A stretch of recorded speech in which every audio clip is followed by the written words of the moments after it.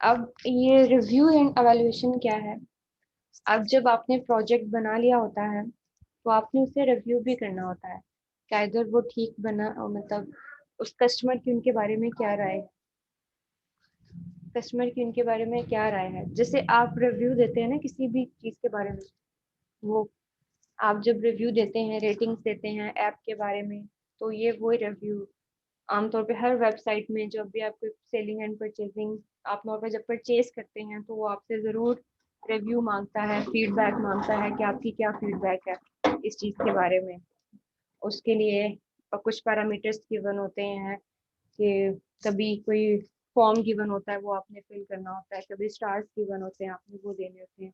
आजकल तो हर ऐप के एंड पे आपको पता है कि आपसे ही पूछा जाता है। आप कहीं कहीं भी आप ट्रैवल भी करें, किसी नई जगह लोकेशन पे जाएं और आपकी लोकेशन ऑन हो तो गूगल मैप भी आपसे पूछता है कि हाउ वाज दैट प्लेस, तो आप उसको कितने स्टार देंगे, फलान कस्टमर ने उसके बारे में ये रिव्यू दिया है, आप इससे कितने परसेंट एग्री करते हैं। दैट्स योर रिव्यू, रिव्यू ले रहे हैं आपको एंड अवेलुएट कर रहे हैं जो आपने चीज बनाई है। ये रिव्यू एंड अवेलुएट क्यों कर रहे हैं? That is for customer satisfaction. ये कस्टमर सेटिस्फेक्शन मोस्ट इंपॉर्टेंट होती है जब भी आप कोई भी प्रोडक्ट या कोई भी चीज बनाते हैं। ये आयत का है बिस्किट बेटे, मैं आपको दे रहा था। Okay, thank you. ये कस्टमर सेटिस्फेक्शन जो है ना वो बहुत ज़्यादा इम्पोर्टेंट होती है किसी भी लेवल पे, किसी भी ऑर्गेनाइजेशन या बिजनेस के लिए। हम्म,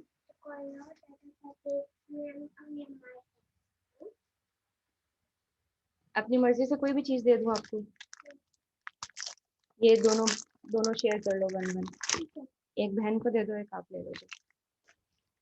तो कस्टमर सेटिस्फेक्शन जो है वो बहुत ज़्यादा इम्पोर्टेंट होती है जब भी आप एक बिजनेस रन कर रहे हैं। देखें, आप किसी भी जगह पे खाना भी खाने जाएं या परचेज भी करने जाएं, तो आपको अगर वहां से वो खाना पसंद नहीं आया तो ना तो आप किसी और को रिकमेंड करेंगे, ना आप दोबारा वहां पे वापस जाएंगे। ठीक है, आप किसी नई प्लेस पे चले, किसी नई जगह को दोबारा विजिट करना पसंद करेंगे कि आपको पता चल गया तो ठीक नहीं। लेकिन कोई भी चीज आपको पसंद आती है किसी भी जगह पे, तो फिर आप जो है ना रिकमेंड भी करेंगे लोगों को और आप दोबारा वापस जाएंगे भी। ठीक है, तो कस्टमर सेटिस्फेक्शन जो है ये बहुत ज्यादा इम्पोर्टेंट होती है किसी भी बिजनेस में। ठीक, वर्ल्ड फेमस सक्सेसफुल बिजनेस वही होते हैं जो अपने कस्टमर के साथ लॉयल होते हैं। जो अपने कस्टमर के साथ लॉयल नहीं होते, आपने वो वर्ल्ड फेमस बिजनेस कभी भी नहीं चल सकते, वो स्टैब्लिश ही नहीं हो सकते जब तक वो अपने कस्टमर के साथ लॉयल नहीं होते। आप किसी शॉप पे भी जाएं, कपड़ा भी देखें, तो वो आप कस्टमर की जो पसंद होती है उसके अकॉर्डिंग उसे चीजें दिखा रहे होते हैं। वो कस्टमर की पैरामीटर्स को पहले समझते हैं और उसके बाद फिर वो वाली प्रोडक्ट उसके सामने रखते हैं कि ये कस्टमर को पसंद आएगी। ठीक, तो कस्टमर, और ये सिर्फ और सिर्फ सॉफ्टवेयर में नहीं होता, ये दूसरे प्रोडक्ट्स में भी ऐसे ही है। आप ड्रेस वो अपनी अपनी पसंद का होगा, आप चीजें अब इतनी ब्रांड हैं साबुन के, आप उसमें से एक पर्टिकुलर क्यों यूज करते हैं, आप उससे सेटिस्फाई हैं। इतने ब्रांड्स हैं शैम्पू की, आप उसमें एक पर्टिकुलर यूज करते हैं अपनी रिक्वायरमेंट के अकॉर्डिंग। ठीक है, तो आपने एक टर्म भी सुनी होगी ISO 9001। ये क्या है आपके पास? ISO 9001 ये एक स्टैंडर्ड है। ठीक है, जो कि अक्सर अक्सर आपने लाइफ बॉय और ये सेफ गार्ड की कमर्शियल्स में सुना होगा कि ISO 9001 से रिकमेंडेड है। ठीक है, उसका क्या मतलब होता है कि उनके पैरामीटर्स पे, उनके क्वालिटी पैरामीटर्स पे ये पूरी उतरती है, तो उन्होंने इसे सर्टिफिकेट दिया हुआ है। इसी तरह ऑर्गेनाइजेशंस जो होती हैं उनके भी मेच्योरिटी मॉडल होते हैं। CMM लेवल्स आपने पढ़े होंगे सॉफ्टवेयर इंजीनियरिंग में कि CMM लेवल 0 1 2 3 4 होता है। वो भी वो ऑर्गेनाइजेशंस के लिए होते हैं कि ऑर्गेनाइजेशन जो है वो कितना मेच्योर है, कितनी मेच्योर होकर काम करती है। तो उस हवाले से उसे जो है ना वो कैपेबिलिटी मेच्योरिटी मॉडल नंबर मिलता है, जिसमें नासा का नंबर 4 है सबसे हाईएस्ट। यानी उनका वर्किंग एनवायरनमेंट और काम करने का तरीका कुछ इस तरह से है। और हमारे जो एक नई ऑर्गेनाइजेशन स्टार्ट होती है वो CMM लेवल 0 पे होती है। तो ये सारे प्रोडक्ट्स के रिव्यूज के लिए ये ऑर्गेनाइजेशंस बनाई गई हैं, ये स्टैंडर्ड्स बनाए गए हैं। ISO 9001 उसका एक पार्ट है। कस्टमर सेटिस्फेक्शन प्रोसेस क्या है आपके पास? आप आइडेंटिफाई करें कि कस्टमर सेटिस्फेक्शन है क्या आपकी नज़र में। ठीक है, यानी आप कोई प्रोडक्ट बना रहे हैं तो कस्टमर सेटिस्फेक्शन इसमें क्या होगी, यानी क्या आप चीज़ डालें जो कि कस्टमर को सेटिस्फाई करेगी। दैट्स मीन आपको कस्टमर की रिक्वायरमेंट्स का पता होना चाहिए कि अगर हम ये चीज़ ऐड करते हैं तो ये कस्टमर जो है वो ज़्यादा खुश होगा या ये कस्टमर को ज़्यादा चीज़ अट्रैक्ट करेगी। Come up with the completion time, ठीक है, ये चीज़ आप कितने टाइम के अंदर कंप्लीट कर सकते हैं, वो कस्टमर से डाटा कलेक्ट करना, किस तरह से कस्टमर से डाटा कलेक्ट करेंगे, उसके डिफरेंट मेथड्स हो सकते हैं।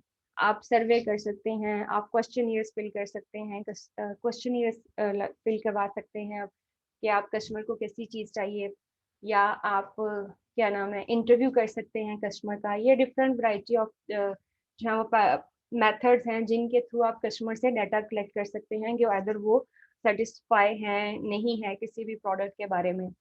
जिसे आप देखते हैं ना अक्सर ऑर्गेनाइजेशन पूछती हैं या सर्वे करवाती हैं अपनी चीजों का, फिर वो कहती हैं इतने % लोगों की ये राय थी इस चीज के बारे में, ठीक है।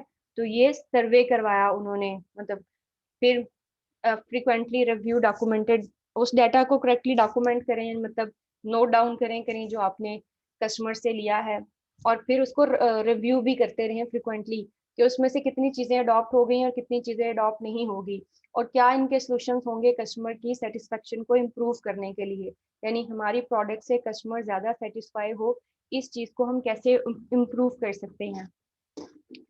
फिर इस सेक्शन के लिए यानी कस्टमर सेटिस्फेक्शन जो सेक्शन है आपका, इसके लिए आप क्लियर रिस्पॉन्सिबिलिटीज डिफाइन करें, और इसके लिए आपके पास प्रॉपर प्लानिंग भी होनी चाहिए। देखिए एक प्रोडक्ट आपका मतलब ये नहीं कि आप प्रोडक्ट बना दिया आपने और आपका काम पूरा हो गया।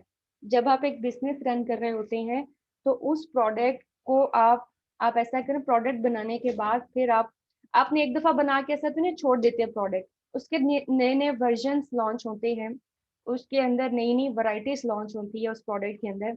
आप देखें एक जूता मार्केट में आया तो बस एक ही आया वैसा, उस जैसे और नहीं, कितनी वराइटी ऑफ थिंग्स आई।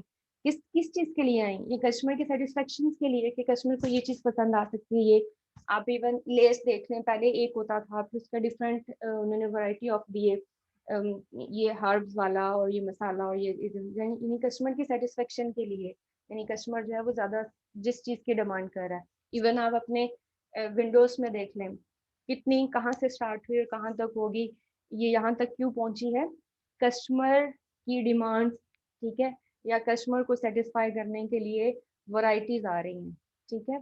इसी तरह आपके जो अब ऐप्स जो आप इंस्टॉल करते हैं उसके नए नए वर्जन क्यों आते हैं, नए नए वर्जन क्योंकि कस्टमर वहां पे जाके फीडबैक देते हैं कि इसमें ये चीज होनी चाहिए, इसमें आप इस तरह से चेंजेस करें, तो कस्टमर की जो ज्यादा डिमांड होती है फिर वो उसके अंदर इम्बेड करते हैं। तो ये नए वर्जन भी क्या है अपने प्रोडक्ट को इनहेंस करने के लिए, ताकि ज्यादा लोग हमारे प्रोडक्ट्स को यूज करें।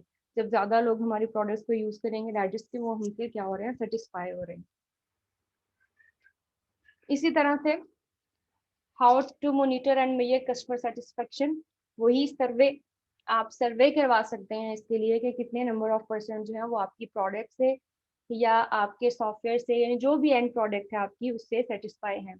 रिव्यू करें उस डाटा को, मतलब सर्वे कर लिए ना, सर्वे करने के बाद फिर हम उसको एक सॉफ्टवेयर में डालते हैं SPSS सॉफ्टवेयर के अंदर, फिर हम उससे रिजल्ट फाइंड आउट करते हैं, ठीक है।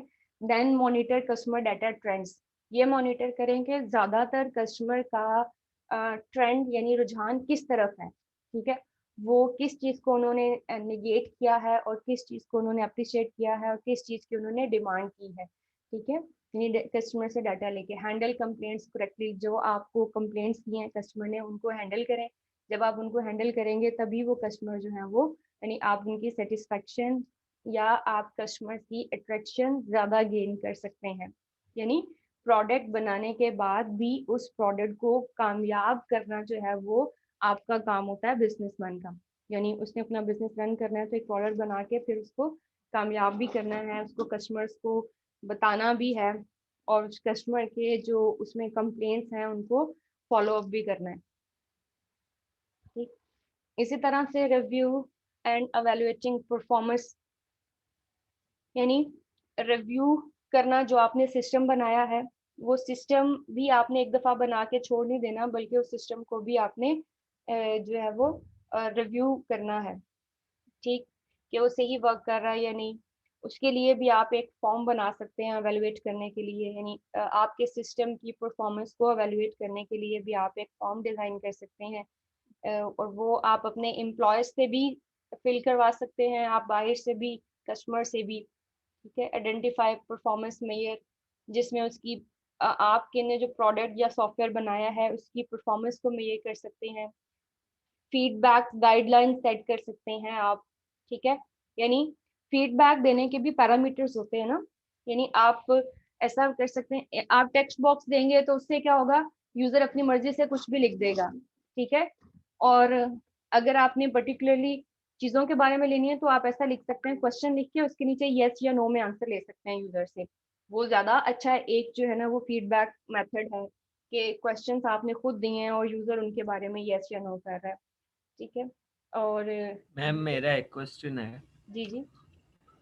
मैम मैंने ना शहद का कारोबार शुरू किया ऑनलाइन, अच्छा तो इस हवाले से मैं कैसे इसको ग्रो कर सकता हूँ? अच्छा, पहले तो ये बताएं कि ये शहद कैसे बनाते हैं आप, हम यहाँ पे जरा जो है ना। मैम हमारे मुख्तलिफ जगह पे ठेके होते हैं, मतलब जंगल में ना